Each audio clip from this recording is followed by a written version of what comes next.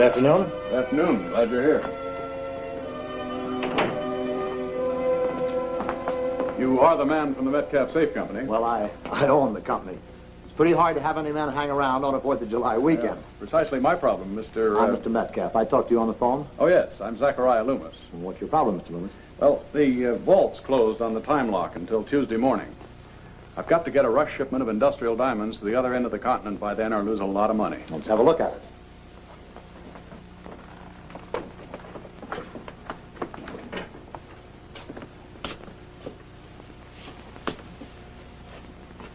Can you open it? I don't think there's any problem about that. And I don't think we'll have to damage it too much. Oh, you'll have to fill out this release form. Have you some identification, Mr. Loomis? That should do it. It's open? We'll see right now.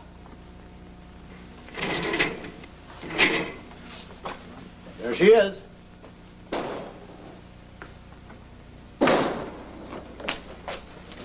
Hey, what's this? Now, just take it easy, Mr. Metcalf, and you won't get hurt. Now, mister, I suggest you be very careful. What's going on? What are you doing? Never mind that. Just walk into that safe. Well, I understand. Come on, you too, Metcalf. Now, listen to me. Both of you stay right where you are and no movement.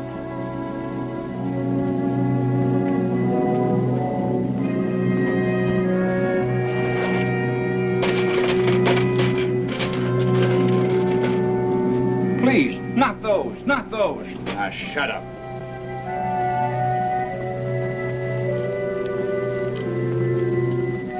Who are you? Zachariah Loomis. You fool!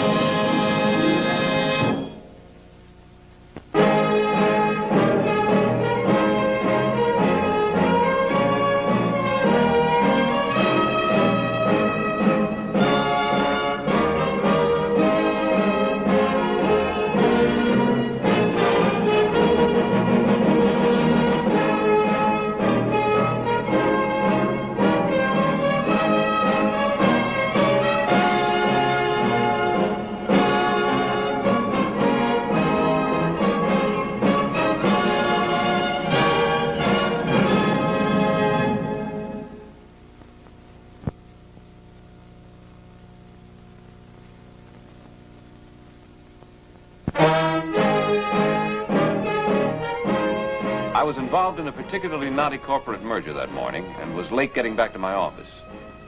I didn't know that a persuasive and charming teenager was anxiously camping out in my waiting room. A teenager who would delay the plans of 2 large corporations. It's my father. He needs your help. They're accusing him of murder.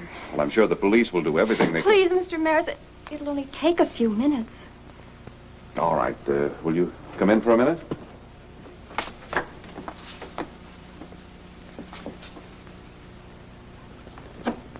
Last night, the police came over to the house. They picked him up and they said he robbed a jewelry company and killed a man. The police said that my father killed a man. Now, well, wait a minute. One thing at a time. Sit down.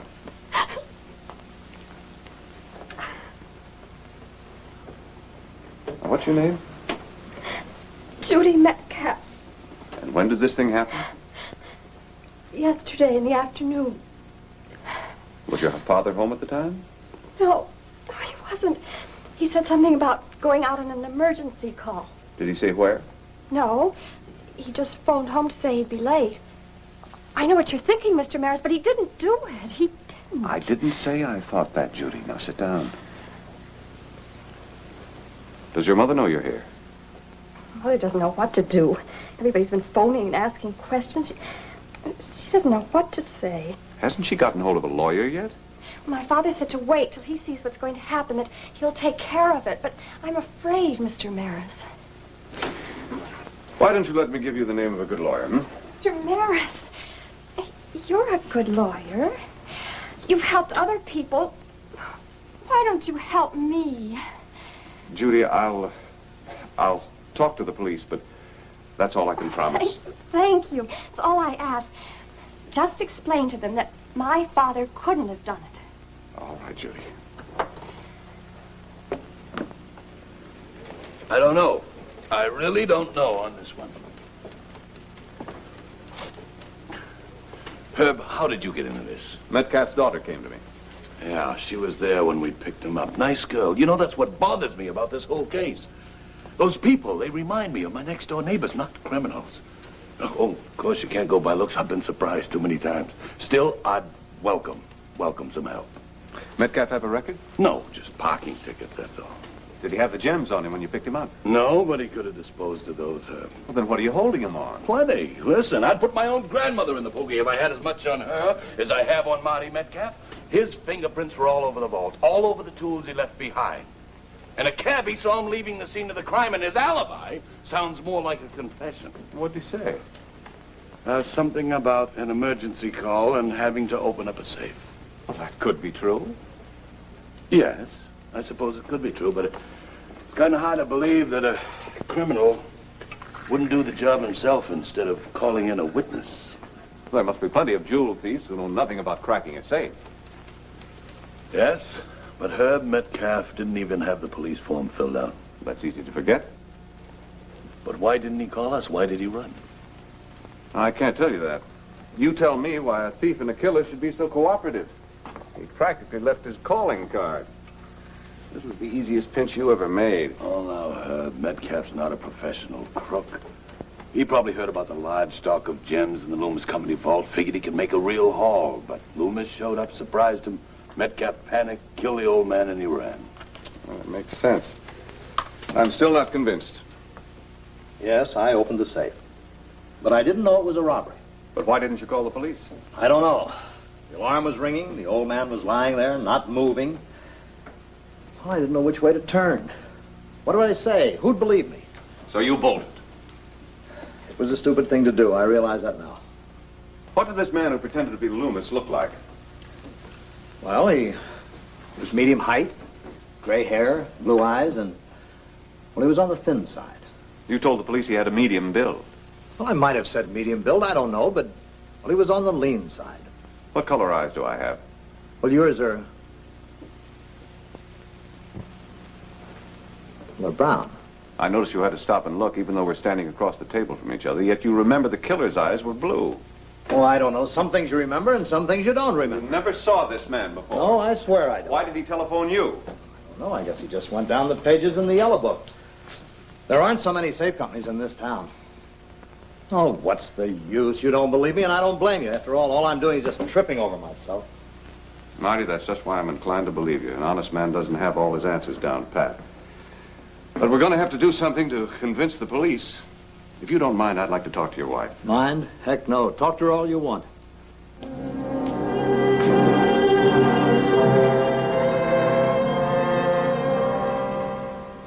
You understand why I'm here, Mrs. Metcalf? Yes, of course. And I want to do everything I can to help Marty. I'm afraid I've been rather emotional. It was such a shock. Well, that's understandable. Your daughter explained the circumstances. Judy, you've talked to her? She asked me to help, but I presume she told you.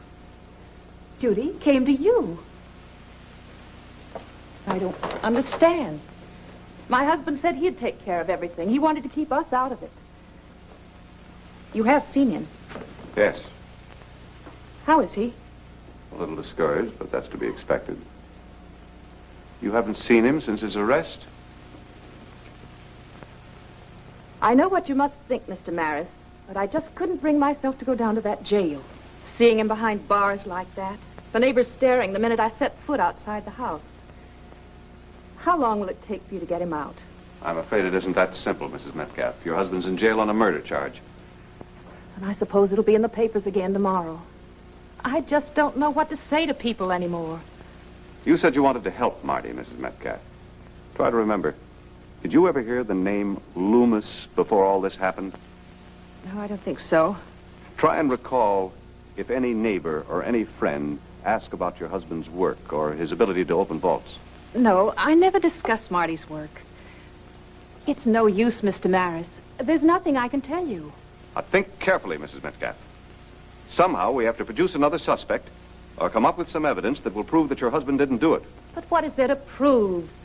My husband is a very successful man, Mr. Maris. Look at this house.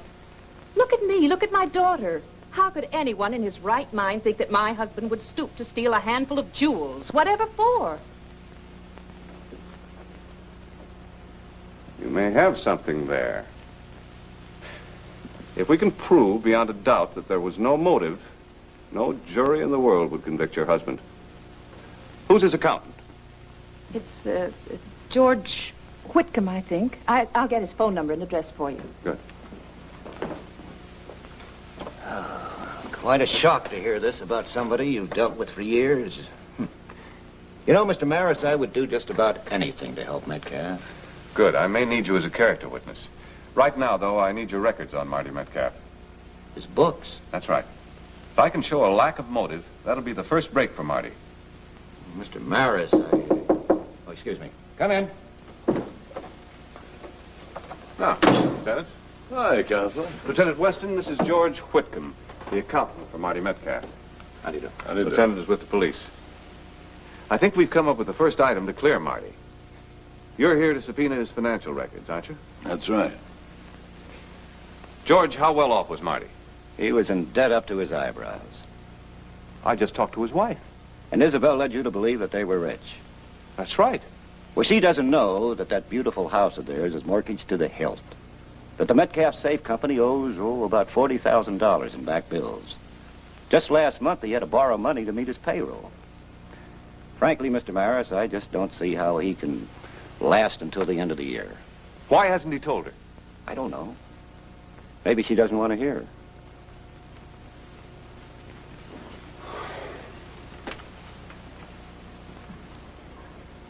Oh, the district attorney's going to want those records. Sorry, you know, the only thing was that we lacked the motive. Now I think we're better.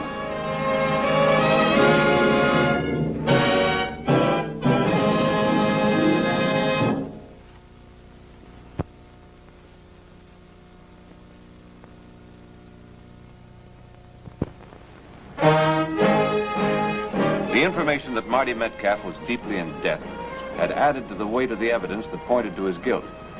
In spite of this, I still believed I read this man's character right. But I needed some good answers from him about his financial troubles. Now, there's nothing to worry about. Everything's going to be all right. Mr. Maris knows what he's doing. Mrs. Metcalf? Mr. Maris, gee, I was hoping you'd come. Judy? Do you suppose I could speak to you alone for a moment, Marty? Why? What's the matter? Something we're not supposed to hear? Judy, please. No, I'm tired of just running along. I'm old enough to know what's going on. Judy, Never mind. Go ahead. Marty.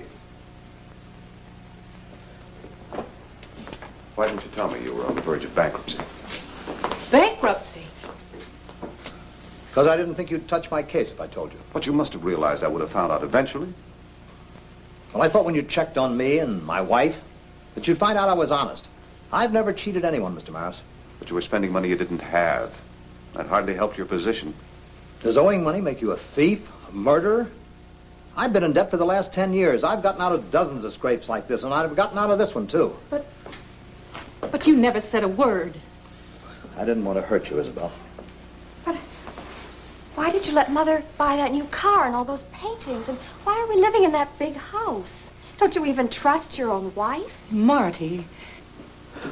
I couldn't tell you, Isabel. I just couldn't. But why?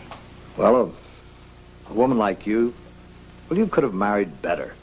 You deserved fine possessions, a nice house. I didn't want to worry you with my problems. I wanted you to be happy.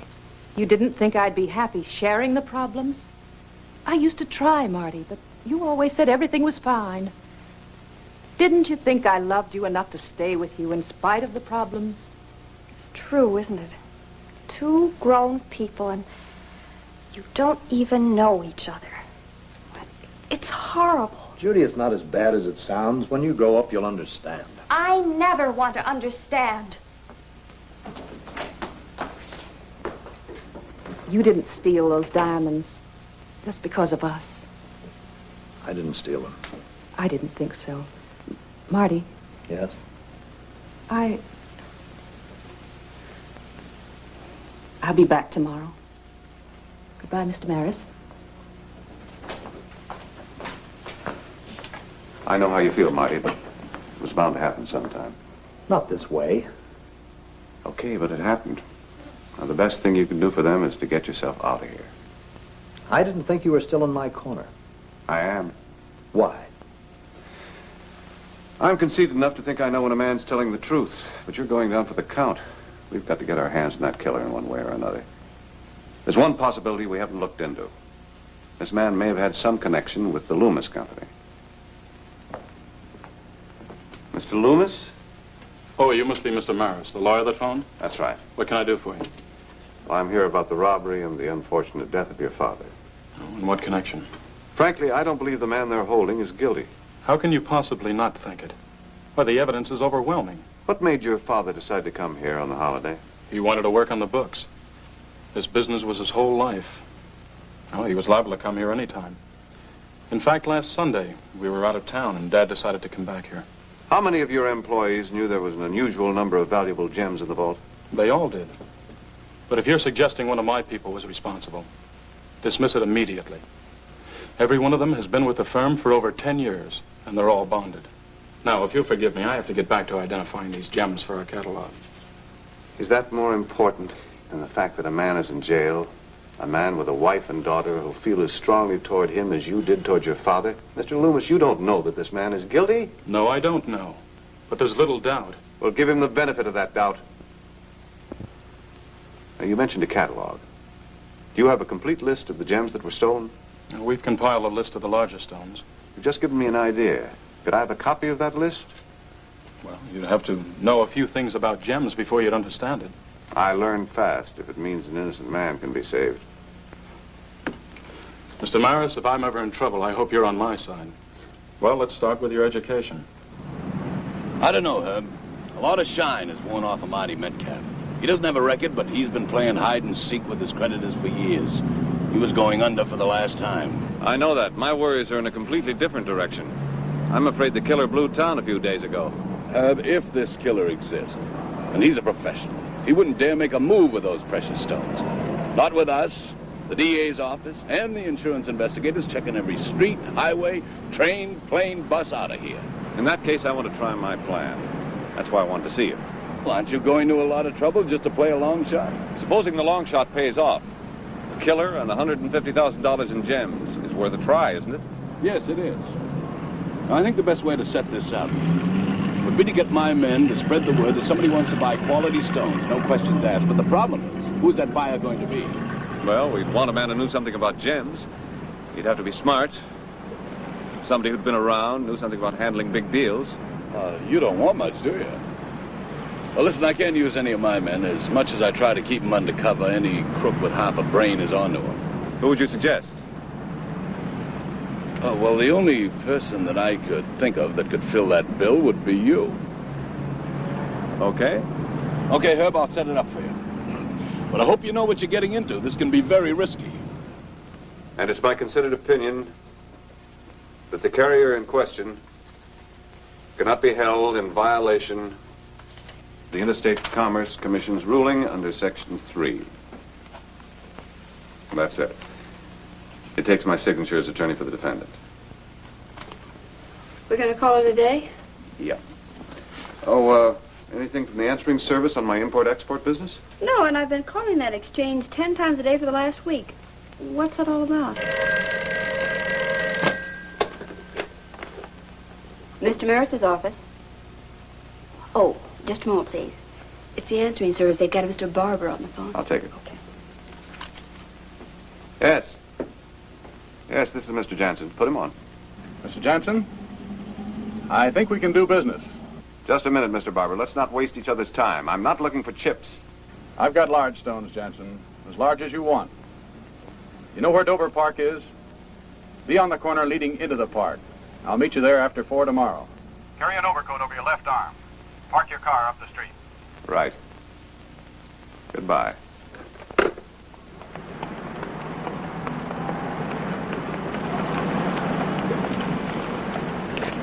I don't think he's going to show. Guess not. Been here over an hour and a half. I don't think he spotted me. I think I'll check the answering service. Maybe All right. postpone. Give me a call, Herb. I got to get back to headquarters. All right.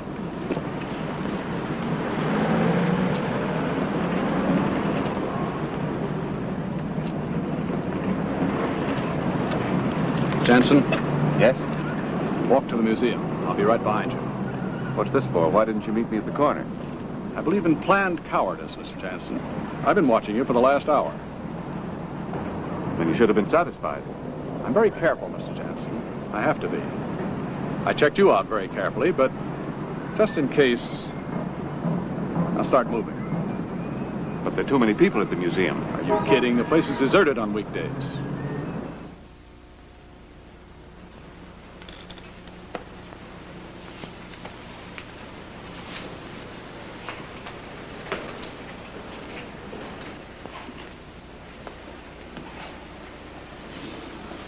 Well, what do you think? They're the kind of stones I want if the price is right. $75,000 for the whole lot. You'll make more than I will on them. You trying to be funny? You can go into any wholesale house and pick them up for that. What's stopping you? I'm interested in the stones, but you're way out of line. Jansen, if you're here to make a deal, I'll take 70. Let me call my bank. Jansen, you're not making any phone calls while I've got hot jewels on me.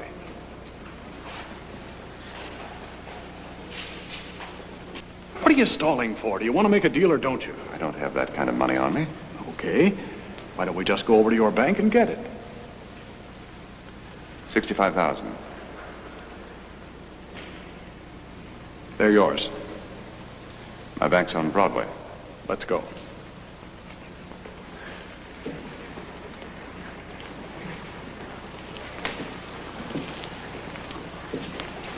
Paleontology always fascinated me. Take a look at this, will you? What are you trying to do? Put that thing down.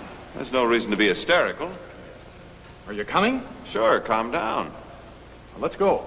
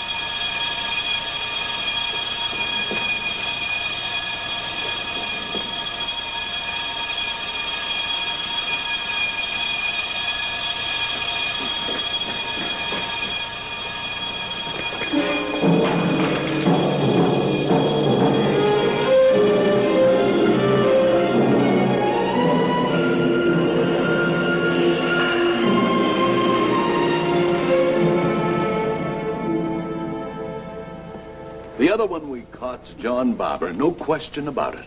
The jewels were on him from the Loomis and Son Company vault. But this one, this is the one that pulled that museum caper. Very funny. My wrists are worn raw. Come on, I get these handcuffs off, huh? What do you mean? You're guilty of a felonious theft from a public building, aiding and abetting a known criminal, and dealing in stolen merchandise. Weston, wait till I get my hands on And you. threatening an officer of the law. I'm sorry, my friend. You're in real trouble. What you need is a good lawyer.